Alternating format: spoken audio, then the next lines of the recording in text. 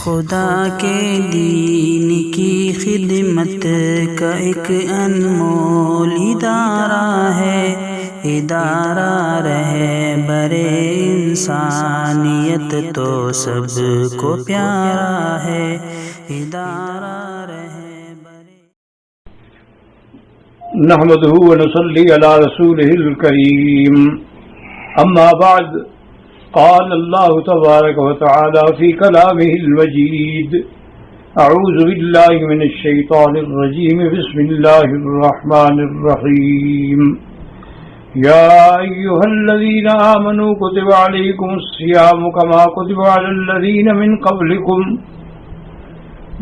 قبلكم لعلكم تتقون ایاما معدودات۔ قال النبي صلى الله عليه وسلم: للصائم فرحتان،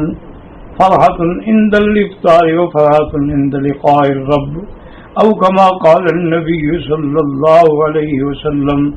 صدق الله العلي العظيم وصدق رسوله النبي الكريم، ونحن على ذلك لمن الشاهدين ومن الشاكرين والحمد لله رب العالمين۔ برادران اسلام، یہ مہینہ مبارکہ جو ہے، شہر مبارک جو ہے، رمضان مبارک جو ہے، یہ سراپا ہی اللہ کی طرف سے انعام ہے۔ جیسے کہ بعض روایات میں یہ بھی آتا ہے کہ اس کا پہلا عشرہ جو ہے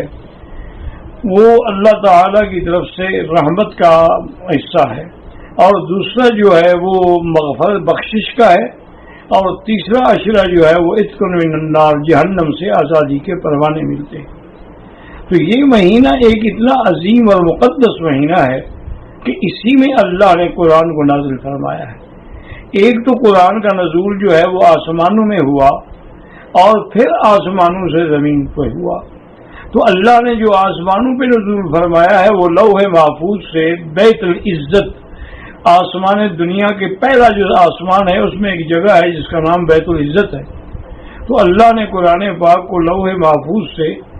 بیت العزت میں جو اتارا ہے تو وہ اسی رمضان میں ہے کہ انا انزلناہ فی لیلۃ القدر وما ادراک ما لیلۃ القدر لیلۃ القدر خیر من الف شہر۔ یعنی پورے کا پورا قرآن اللہ نے لوح محفوظ میں محفوظ رکھا، پھر اس کو بیت العزت میں اتارا، اور پھر بیت العزت سے تقریباً 23 سال کی مدت میں جبریل علیہ السلام قرآن لے کر حضور صلی اللہ علیہ وسلم پہ اترتے رہے،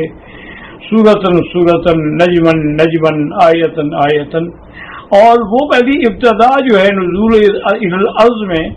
وہ بھی 24 رمضان المبارک ہے۔ تو یہ شرف بھی اسی مہینے کو حاصل ہوا ہے، اور یہ کتنی بڑی عظیم سعادت ہے ان لوگوں کے لیے کہ جن کو اللہ نے ایمان کے لیے حضور پاک عطا فرمائے جو امام الانبیاء والرسل ہیں، اور اللہ نے کتاب وہ عطا فرمائی جو تمام کتابوں سے افضل ہے، اور اللہ تبارک و تعالی نے ہمیں یہ مہینہ اور اس کے مدارج جو مراتب ایسے عطا فرمائے جو ساری دنیا سے افضل ہے۔ حتیٰ کہ اسی رمضان پاک میں دیکھیں کہ اللہ کے الفاظ قرآن پہ غور کریں۔ اللہ کا سارا قرآن تو قرآن ہے، اللہ کا کلام ہے، لیکن دیکھیں فرمایا یا ایھا الذین آمنوا، اس سے اشارہ ہوا کہ یہ حکم اپنے ایمان والوں کو دے رہے ہیں، ہم اپنے پیاروں کو دے رہے ہیں۔ جیسے کہ ایک باپ اپنے بچے سے کہتا ہے کہ میرے پیارے بچے یہ تمہارے لیے لایا ہوں میں۔ تو اللہ پاک نے یہ نہیں فرمایا کہ میں نے ساری مخلوق کو حکم دیا ہے، فرمایا نہیں، یہ تو عظیم چیز ہے، عظیم تحفہ ہے جو میں اپنے محبوب لوگوں کو دے سکتا ہوں، اور وہ کون ہے؟ وہ ایمان والے ہیں۔ یا ایھا الذین آمنوا کتب علیکم الصیام۔ پھر اللہ نے یہاں لفظ فرض نہیں فرمایا، اللہ تبارک و تعالی نے لفظ کتبہ فرمایا۔ اگر اللہ فرما دیتے کہ امرا، میں نے امر کیا، میں نے حکم دیا، لیکن یہاں لکھا کہ میں نے لکھا ہے، تو جو جس چیز کو اللہ لکھ کے دیں گے وہ کتنی بڑی اہم ہوگی۔ اس لیے فرمایا کتب علیکم الصیام، آپ لوگوں پر اللہ نے روزے رمضان کے لکھے ہیں، اور پھر ہماری تسلی کے لیے کتنی مہربانی فرمائی، فرمایا ڈرتے کیوں ہو؟ کما کتب علی الذین من قبلکم، تم سے پہلے جو امتیں گزری ہیں ان پر بھی تو ہم نے رمضان کے روزے لکھے تھے، تو اس لیے اس میں گھبرانے کی ضرورت نہیں۔ اور پھر یہ روزے کیوں ہیں؟ اس کا مجھے تو کوئی فائدہ نہیں ہے، اس کا فائدہ یہ ہے کہ تم متقی بن جاؤ، لعلکم تتقون، تاکہ تم اللہ سے ڈرنے والے بن جاؤ، پرہیز کرنے والے بن جاؤ۔ اور وہ کیسے بنو گے کہ جن چیزوں کا اللہ حکم دیں گے اس پر عمل کرو گے، جن چیزوں سے اللہ روکیں گے ان سے رک جاؤ گے۔ اس لیے اللہ تبارک و تعالی نے ہماری تسلی کے لیے یہ بھی فرما دیا، اور جب متقی بن جاؤ گے تو اللہ کے ولی بن جاؤ گے، کیونکہ ان اولیاءہ الا المتقون، اللہ کے ولی وہی ہیں جو اللہ سے ڈرنے والے ہیں۔ اور پھر آگے مہربانی فرما کے ہماری تسلی کی کہ ایام معدودات، چند گنے ہوئے دن ہیں، کوئی سارے سال کے روزے نہیں ہیں، سارے 6 مہینے کے روزے نہیں ہیں، 3 مہینے کے روزے نہیں ہیں، بلکہ گنے ہوئے دن ہیں، کبھی 29 اور کبھی 30۔ اور معدودات میں ایک یہ بھی اشارہ ہے کہ جب آدمی گننا شروع کرتا ہے نا تو وہ معلوم ایسے ہوتا ہے کہ وہ چیز جلدی ختم ہو جاتی، آج پہلا روزہ ہو گیا جی، آج دوسرا ہو گیا جی، آج تیسرا، او یار آج تو 27 آ گئی۔ تو اس لیے یہ ایام معدودات۔ پھر اللہ نے ایک اور بھی کرم فرمایا کہ اگر تم میں کوئی بیمار ہے، من کان منکم مریضا او علی سفر یا مسافر ہے فعدۃ من ایام اخر،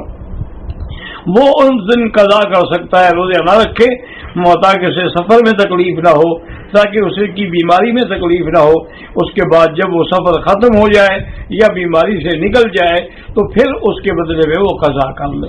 اور ایک بیماری ایسی ہوتی ہے جو ختم ہونے والی نہیں ہے، والذین یطیقونہ فدیۃ طعام مسکین، وہ بعض لوگ بڑی عمر ہے، شوگر کے مریض ہیں یا نعوذ باللہ دمے کے مریض ہیں، وہ جب تک بیچارے آکسیجن نہ لیں اس وقت تک ان کا روزہ زندہ نہیں رہ سکتے، تو ان کے لیے بھی رعایت فرما دی کہ بس ایک مسکین کا کھانے کے پیسے جو ہے وہ تقسیم کر دیا کرو، یعنی ایک مسکین، اور تمہاری حالات کے مطابق تم اگر خود 20 روپے کا کھانا کھاتے ہو تو صدقے میں بھی 20 دو گے، تم اگر 5 روپے کا کھانا کھاتے ہو صدقے میں بھی 5 دو گے، یعنی جو تمہارا سٹینڈرڈ ہے، جو تمہارا معیار ہے،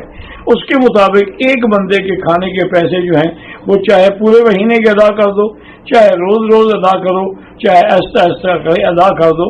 اور اگر تندرست ہو جاؤ تو پھر پیسے صدقہ دینے کی ضرورت نہیں ہے، پھر تم اسی روزے کی قضا کر دو گے، یعنی ایک روزہ چھوڑا ہے تو ایک روزے کی قضا۔ یہ اللہ کی کتنی بڑی مہربانی ہے، کتنی بڑی عنایت ہے۔ اسی لیے اللہ تبارک و تعالیٰ نے